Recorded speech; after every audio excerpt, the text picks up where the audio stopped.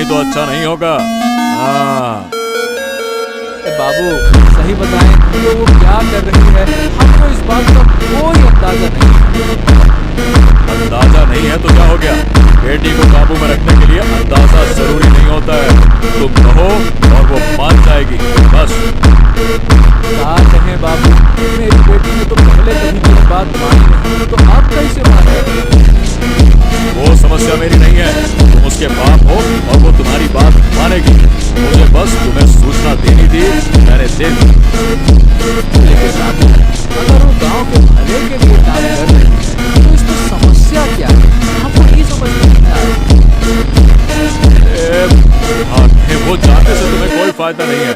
अगर सीधी बात है कि उसे नहीं रोका तो वो अपनी जान से हाथ धो बैठेगी। बस कह दिया मैंने। अपनी बेटी की बात सुनकर जगदीश अब मन ही मन ठान लेता है कि वो अपनी बेटी को किसी हाल में नुकसान नहीं होने देगा।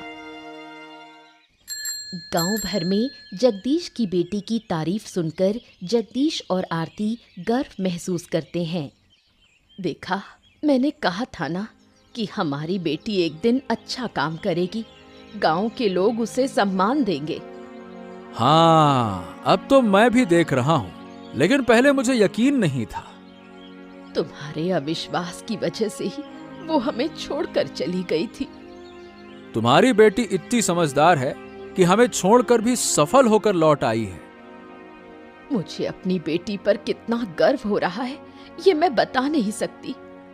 मुझे भी कम गर्व नहीं है अपनी बिटिया पर। अरे गांव में निकलते ही सब लोग कहते हैं, ऊ देखो दिव्या के पापा जा रहे हैं। तो फिर मानते हो कि मेरी बेटी अच्छा काम कर रही है? हाँ, कर तो रही है, लेकिन अब लोग उसे रोकने के लिए उठ खड़े हुए हैं। वो लोग उससे जलते हैं, लेकिन मैं अपनी बेटी को कोई नुकसान नहीं होने दूंगी।